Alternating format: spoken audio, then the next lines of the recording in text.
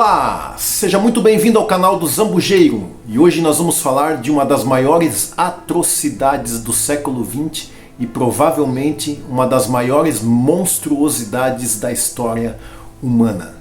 Após a Segunda Guerra Mundial, o mundo foi dividido em dois blocos distintos: os de países de economia capitalista e regime democrático, liderados pelos Estados Unidos da América, e de outro lado, o bloco de países sob o jugo do comunismo, liderados pela União Soviética. E como consequência por ter ficado debaixo da tutela soviética, a Romênia passou a ser liderada a partir dos anos 40, ou governada, pelo Partido Comunista Romeno. Em 1948 foi criada a Securitate, uma espécie de Gestapo comunista, a Polícia Nacional Comunista da Romênia. E ainda antes que o ano de 1948 tenha terminado, todas as estruturas da antiga sociedade romena estavam já destruídas. Todos os opositores do regime já estavam ou eliminados ou presos. Mas ainda faltava dominar a única força social restante, a juventude. E para isto foi criado um experimento conhecido como o Experimento Ptest, que consiste em uma sucessão de métodos de tortura psicológica e física que foram colocados em prática na prisão de Pitești, a 100 km de Bucareste, capital da Romênia.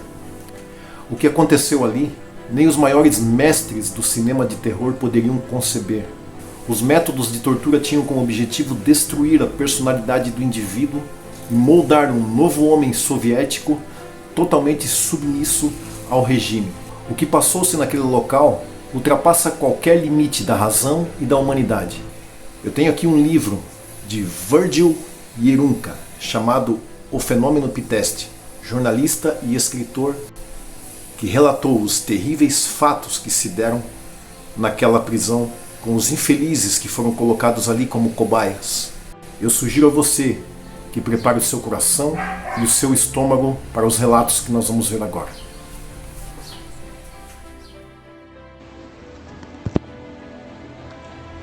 O sujeito da imagem chama-se Eugene Turcanu, chefe torturador e que recebeu carta branca do próprio general Nikolsky, o chefe geral do Partido Comunista Romeno, e que o autorizou a pôr em prática os mais bárbaros métodos de tortura que sua mente doentia pôde conceber. Os que o conheceram caracterizam-no principalmente pelo espírito demoníaco, uma inteligência acima do comum e a vontade de afirmação por todos os meios. É a última advertência. Os relatos que se seguem são perturbadores.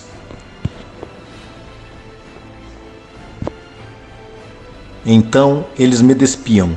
O que se seguia é indescritível.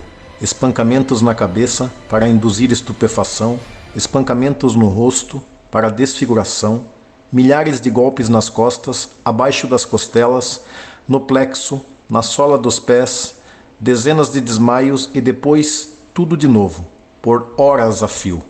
E o olho no olho mágico sempre observando, sempre observando. Eles desmantelaram as minhas costelas, pulmões, fígado, chutando meus ossos, meus rins com pés calçados. Eugene Magirescu, Moinho do Diabo, em memória, número 13, página 38. Faziam você puxar as genitais do outro ou um deles colocava o pênis em sua boca. Se você se sujasse durante os espancamentos, faziam você comer suas próprias fezes e lamber os pijamas ou comer as fezes de outra pessoa em sua cuia de refeição, sem poder lavá-la depois disso. Faziam você beijar os traseiros dos outros, faziam você urinar na boca um do outro. Quando você pedia água, davam a urina do balde ou eles urinavam em sua boca, ou os outros cuspiam em sua boca. Faziam você cuspir no traseiro dos outros e depois lamber. Eles enxugavam uma vara lambuzada de fezes do banheiro em sua boca. Faziam você enfiar seu dedo em seu traseiro e depois sugá-lo. Costin Meriska, A Tragédia de Ptest, Jassy, 1997, páginas 70 e 71.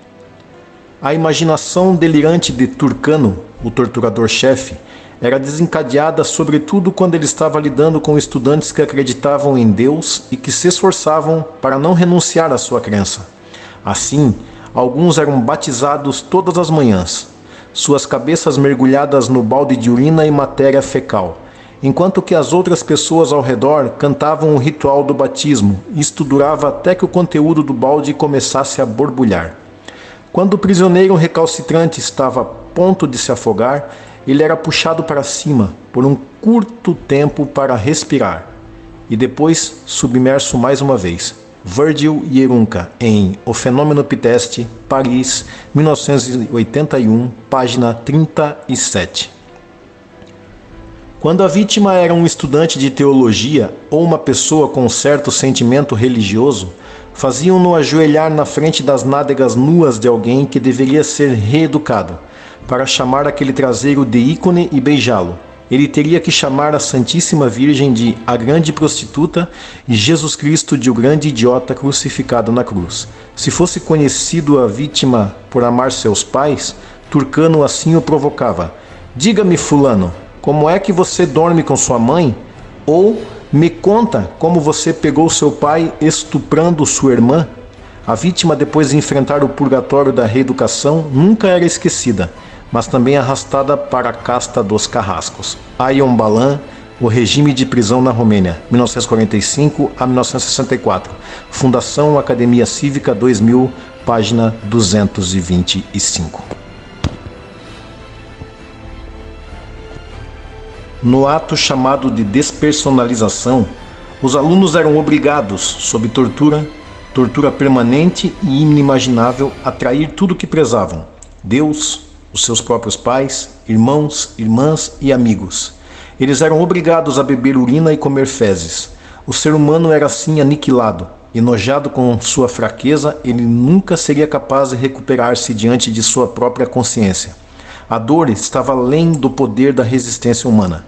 Eugênio Magiresco, O Moinho do Diabo, Memórias da Prisão de Piteste, editora Fronda, Alba Iulia, Paris, 1994, página 6. Performances em assuntos religiosos, missas negras encenadas na Páscoa ou Natal, horrorizavam os detentos. Em tais ocasiões, eram os estudantes de teologia que sofriam mais. Vestidos como Cristos, em batinas manchada com excrementos, faziam-nos tomar a comunhão com urina e fezes, e em vez da cruz, um pênis de sabão que todos os outros eram obrigados a beijar. Ao lado deles, hinos eram cantados com palavras escabrosas, nas quais os lugares comuns eram insultos contra Cristo e a Virgem Maria. Às vezes, os detidos eram deixados completamente nus. Alim Murezan, Piteste, a crônica de um suicídio assistido. Polygon, Bucareste, 2008. Eugênio Turcanu e 15 de seus comparsas foram condenados por crimes contra a humanidade e executados em 17 de dezembro de 1954. No entanto, os verdadeiros mentores intelectuais e os verdadeiros responsáveis por isso nunca foram culpados, ou nunca foram punidos. Eu encerro com uma passagem do livro O Fenômeno Piteste, de Virgil Yerunka, em que ele explana esse suspiro, esse desejo por justiça. De fato, o verdadeiro processo de reeducação de Piteste não ocorreu ainda e não ocorrerá enquanto não se puder implicar a responsabilidade do Partido Comunista Romeno, enquanto não for chamado às barras dos tribunais o verdadeiro culpado, o regime comunista da Romênia.